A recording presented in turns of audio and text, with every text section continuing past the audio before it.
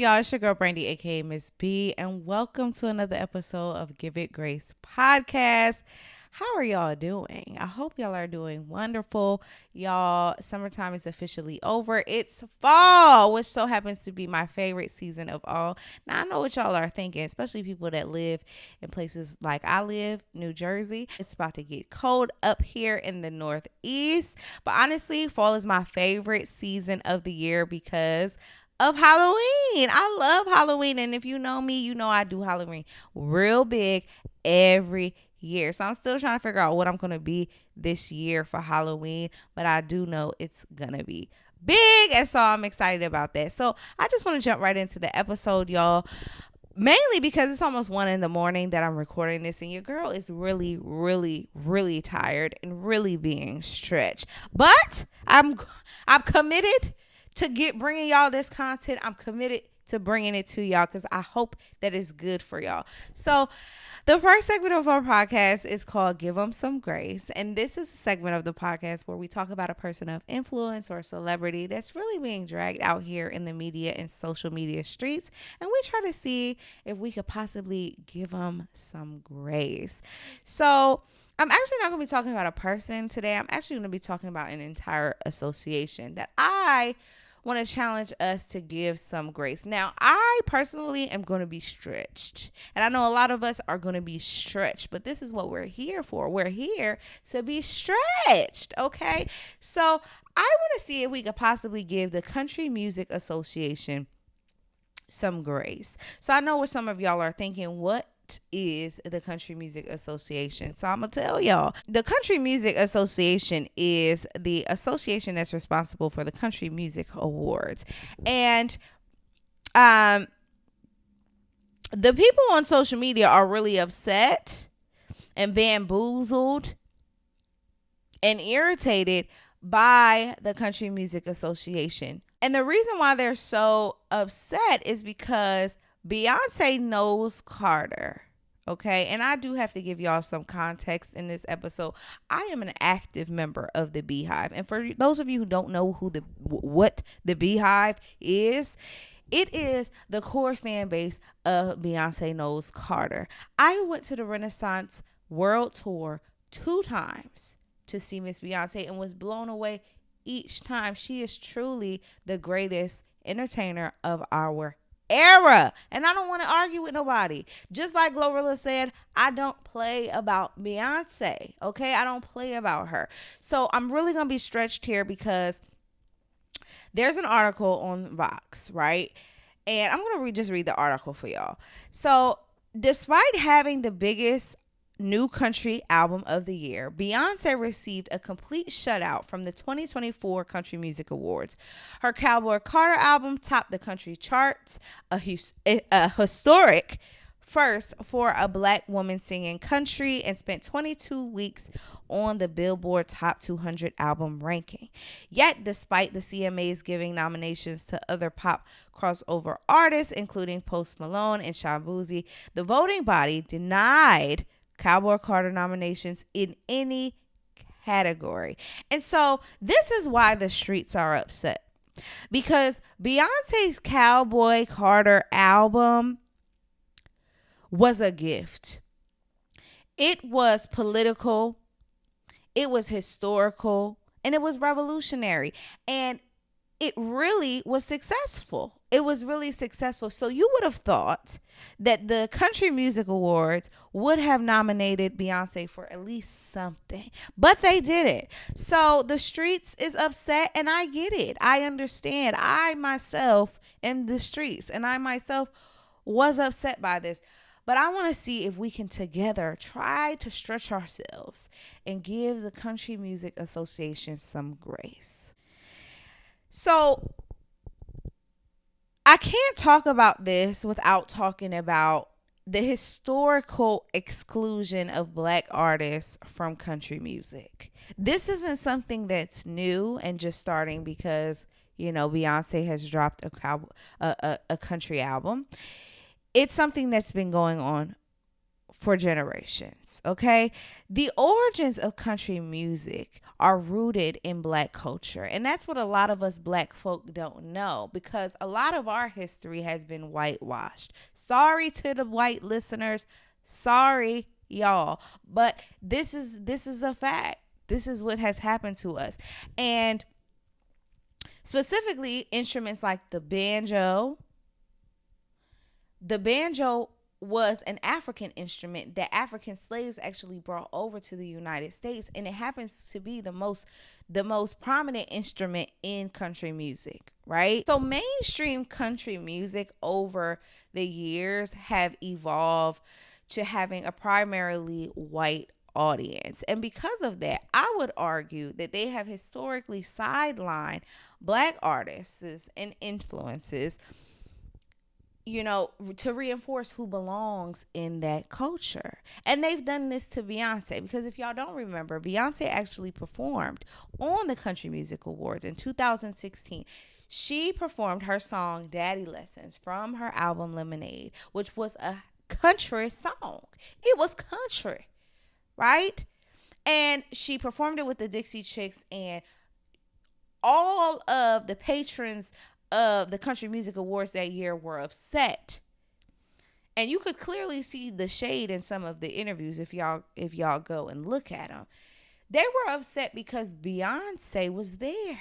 They didn't feel like she should have been there. They didn't feel like she should have performed, because they said that she was not a country music artist. And they're right. Beyonce is not a country music artist. Beyonce is a music artist. Beyonce is genreless.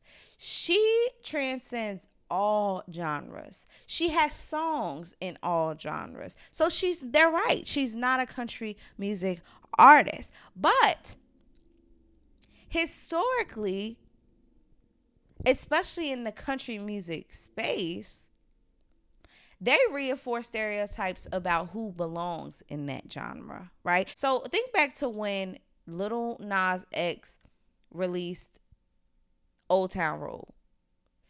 Because he was Black, they didn't want to consider that song as country as it was. Real country. They didn't want to acknowledge it as a country song because the artist was Black. It wasn't until Billy Ray Cyrus got on the remix that they put it as a country song. And that's just really crazy. And honestly, I don't know, but maybe because I'm talking about this, but the country in me, in my history, because I'm from New Jersey, so we don't really talk like that. But I feel like my ancestors, that country is just coming out of me in a way that I'm talking right now, to be honest. So back to what I was saying. If you're a Black musician in this industry, you are definitely confined to a box. And because Beyonce is Black, the Country Music Awards does not want to acknowledge her at all. Texas Hold'em was a country song. Okay, country. This ain't Texas. Ain't no Hold'em. Lay your cards round, down, down, down. That's a country song. So at least that song should have been nominated for something at the Country Music Awards, but it wasn't. It wasn't. And as a Beehive member, I am saying, being stretched in saying this, that maybe we should possibly give the Country Music Association some grace. And the reason why I want to give them some grace is because Beyonce doesn't need validation from the Country Music Association whatsoever. And I believe that they know that. I believe that she is the biggest artist of our time. They do try to compare her to Taylor Swift. Taylor Swift is also a big artist. Shout out to the Swifties, because y'all deep like the Beehive. I like that. But at the same time, if Taylor Swift had dropped an album, a country album, I don't listen to Taylor Swift, so I don't know what her genre is. But if she had specifically created an album that was a nod to country music, I guarantee that she would have received some sort of nomination for any of the awards at the Country Music Awards. So the only reason I want to give them some grace is because Beyonce doesn't need their validation. She's Beyonce. She created a body of work that is amazing. And it really isn't a country album, and that's what she said. She said it's not a country album, it's a Beyonce album. And when you listen to it, it really blends so many different genres that it's hard to put it in one category. It's a whole lot of categories. And I think that's what Beyonce was trying to show, is that, like, you don't have to be confined to a specific genre because, of your race. You can blend different genres together. Because, to be honest, the Cowboy Carter album, it was gospel, it was R&B, it was poppy, it was country, it was all of the things. So the fact that they didn't give her a nomination, I feel like I can give them some grace because Beyonce doesn't need their validation. They have already shown her that they are going to exclude her from that space. They don't want her there. So why would they award her? The reward is what she's doing to music, what she's doing for Black country artists. Because the same Black country artists that were on her album are the ones that are nominated for some of these awards, like Shabuzi, right? So Beyonce doesn't need their validation. So because of that, I can give them some grace. But what I do want to challenge them to do is do better. Be more inclusive. Like, it's 2024. Black people aren't going anywhere. As much as they try to get rid of us and exclude us, we're not going anywhere. We're here to stay, okay? Beyonce knows who she is, and she knows the art that she creates, and that's bigger than any award show. She's from Houston, Texas, baby. Y'all was telling her she spoke too country. Now she wasn't country enough. Said I spoke too country. Said I wasn't. Then I rejected saying that I wasn't country enough. Somebody give me the lyrics. I never know the lyrics to these songs, but y'all hear what I'm saying. She from Houston, Texas, baby, and she's rooted in Louisiana. She said she a grandbaby of a moonshine man. Okay? She country. She country enough. Okay? She don't need y'all awards. She don't need y'all awards. But I guarantee now she has made an avenue. She's made space for more Black country artists to take up space in the CMA, in the Country Music Awards, and to get more of those awards. No matter how much they try to keep them from us, she's setting the tone for and creating an avenue for more country artists who are Black to be recognized and awarded. And then another reason why I can give them some grace is because they probably didn't nominate her for anything, because they know she's not coming back. After the way they treated her, she's not coming back to their awards. She made a whole album because of the way that she felt and the rejection that she experienced. She not coming to that award show. Beyonce don't even show up to the BET Awards. And Beyonce done got 32 BET Awards. And she don't even show up for that no more. So you think that she going to show up to somewhere where she knows she not wanted? We wouldn't do that. Why am I going to go somewhere where I know they don't want me to be there? Right? So I can give them some grace because Beyonce does not need them. And they know it. So I know we stretching ourselves here, but I want to just ask if us, especially talking to the Beehive, can we give Country Music Association some grace? I think that we can do that, but I also think that they are missing out on a lot of opportunities, because if Beyonce had been nominated for the Country Music Awards, I would have been watching the Country Music Awards.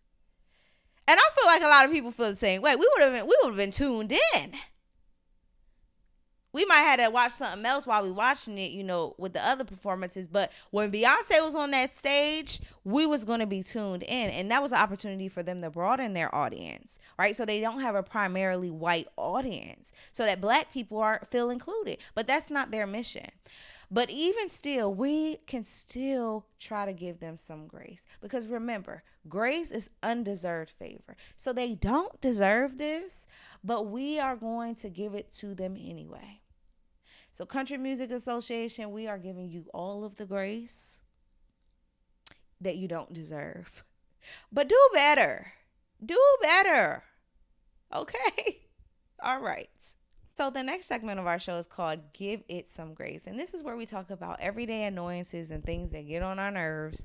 And we try to look at them through a perspective of grace. Let's see if we can give it some grace. So the topic I want to talk about today is CP time.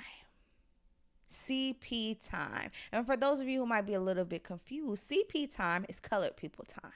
Okay? So what colored people time is, it's a common joke really in the Black community about Black people being late to events, being late to appointments, and being late starting their events. It's a cultural thing. It's called CP time. Okay, so I want to see if we can give CP time some grace.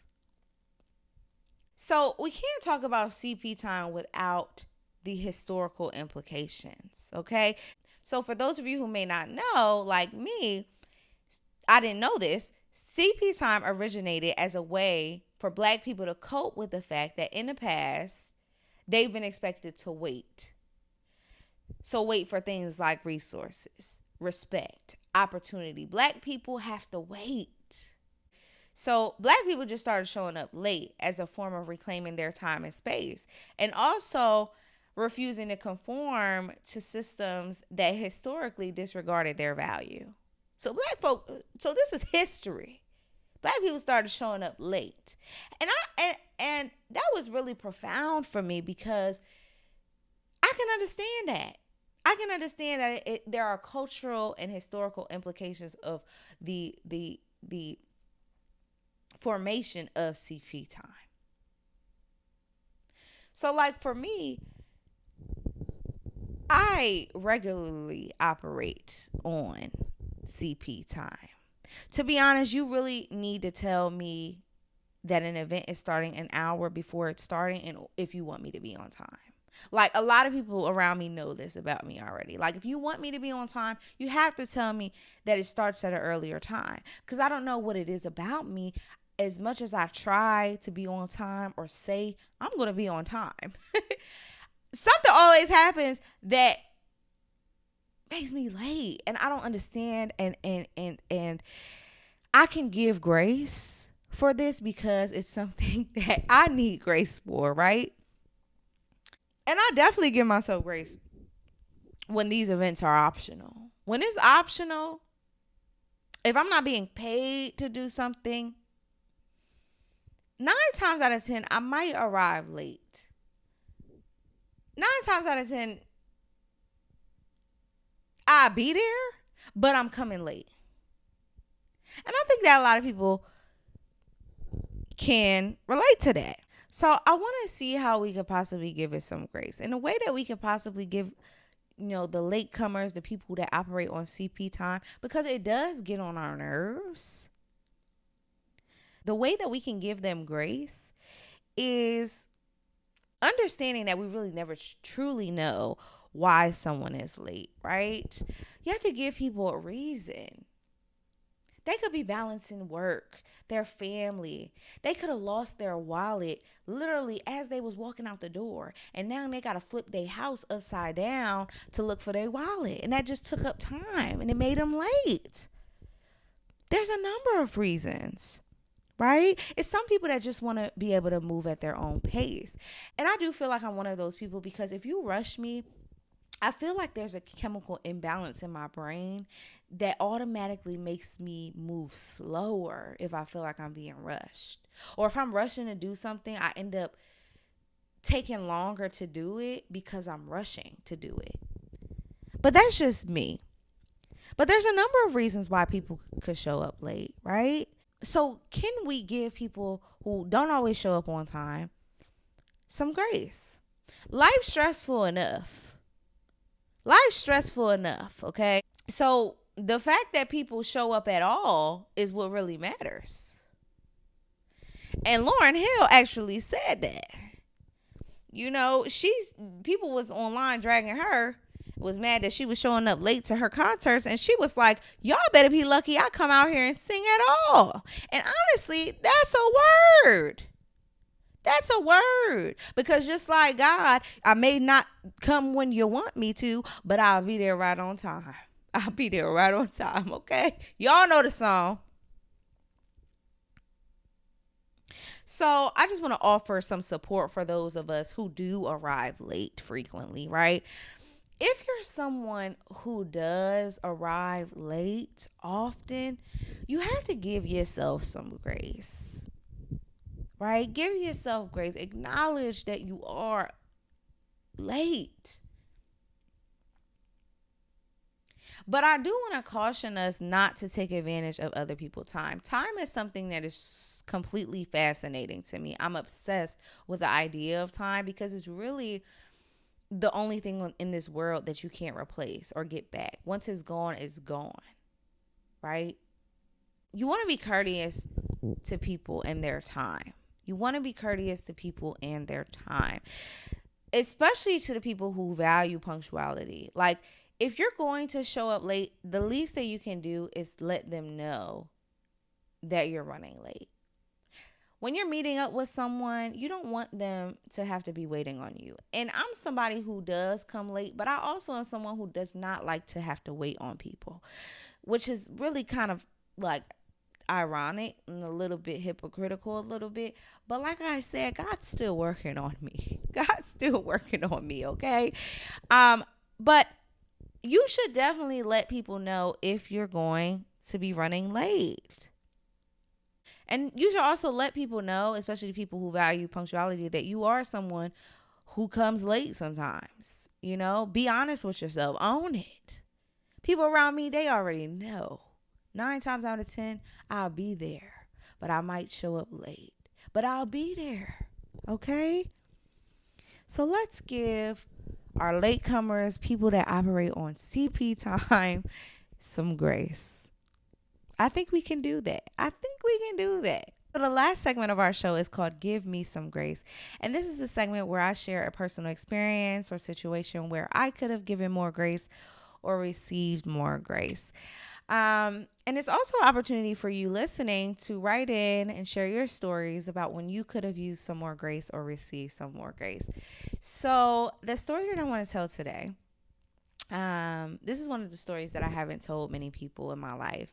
But I feel like I'm now at the point in my life where I'm ready to share this part of me and do it unapologetically. So I want to talk about why I ended up in a strip club. If you watched previous episodes, then you know that I've worked in a strip club. And I want to just walk y'all through how I got there and just ask for some of y'all grace for how I ended up there. One of the things that I've learned is that when you've seen lack, you have to leap for more.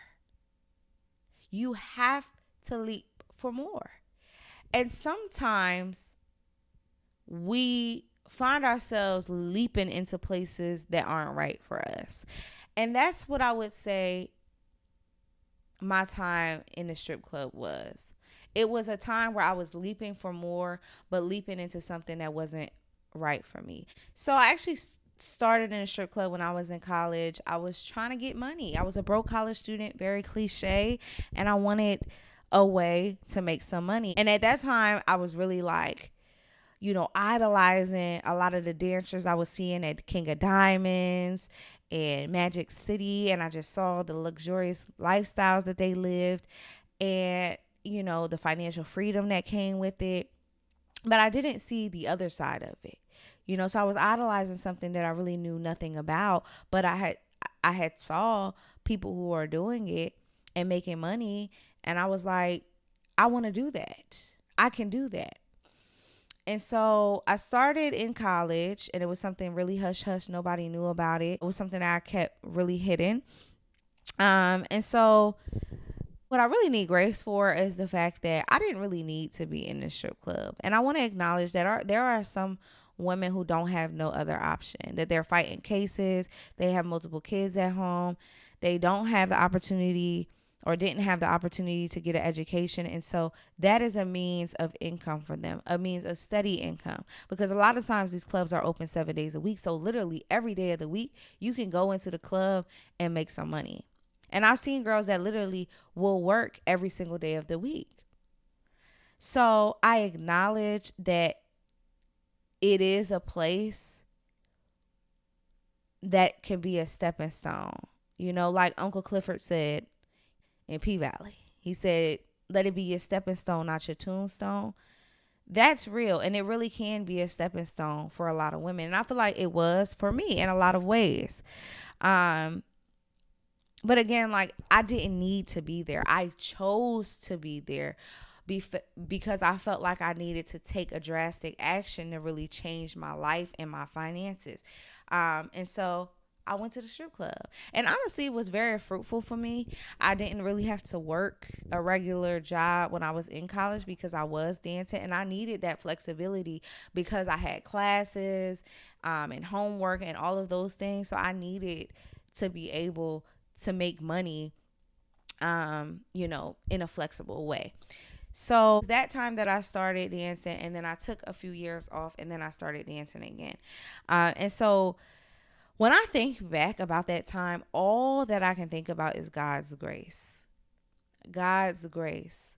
It's the reason why I'm still here today. Because the strip club, despite, all of the things that you see on social media, the strip club is really a dangerous place, and it really takes more from you than it gives to you. So, like, there are so many challenges in working in that space. Like, it really takes super thick skin to survive in a strip club. Like, there's judgment, there's danger, there's scamming, there's everything you could think of that's just evil exists in the strip club. And I've seen it. But no matter how rough the environment is, I understand that it's a lot of women in there that are literally fighting for survival. And they will fight you for their money. That was something I never really understood. I was never the type that wanted to fight about money, because I always feel like whatever is for you will come to you no matter what. Nobody can stop that. But I would see some girls that was really like fighting over their money, and I had to give them their respect, because at the end of the day, in that environment, you can't it's like a eat or be eaten type of environment.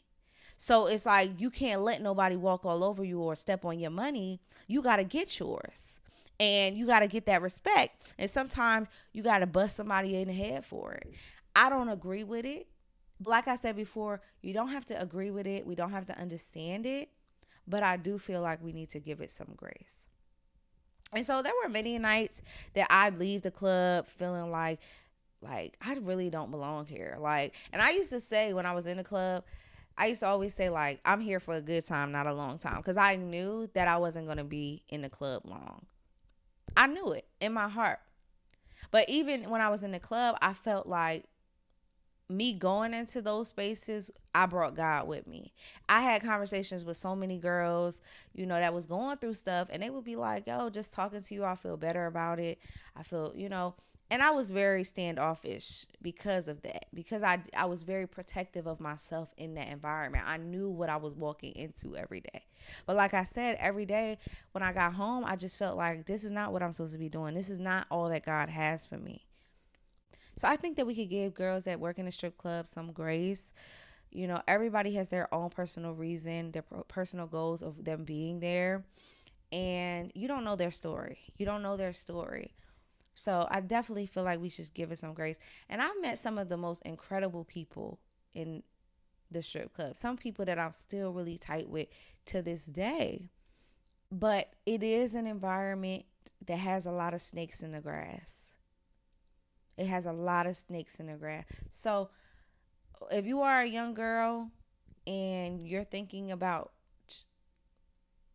entering nightlife, just know that it takes more than it gives. And it's not for everybody. And like Uncle Clifford said, let it be a stepping stone, not your tombstone.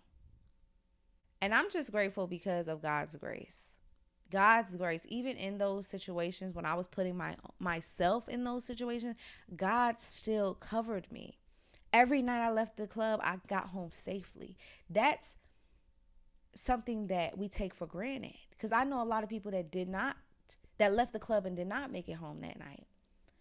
So I recognize that God, even when I put myself in crazy situations, God still protected me.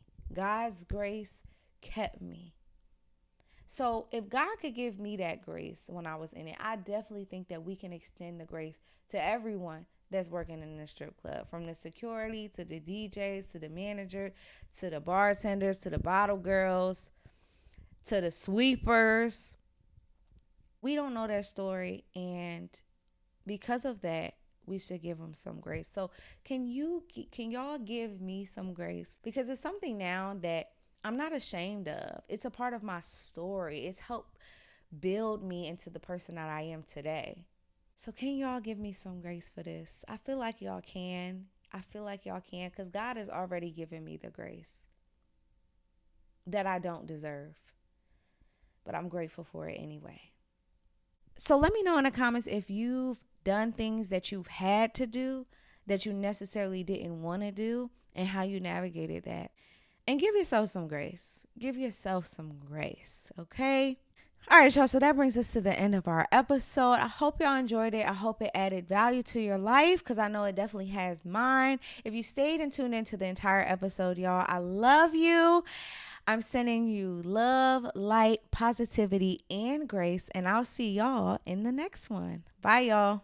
Give it race, give it race, gig gang, gig gang, gig gang, gig gang, gig gang. We ain't the same, we changing things.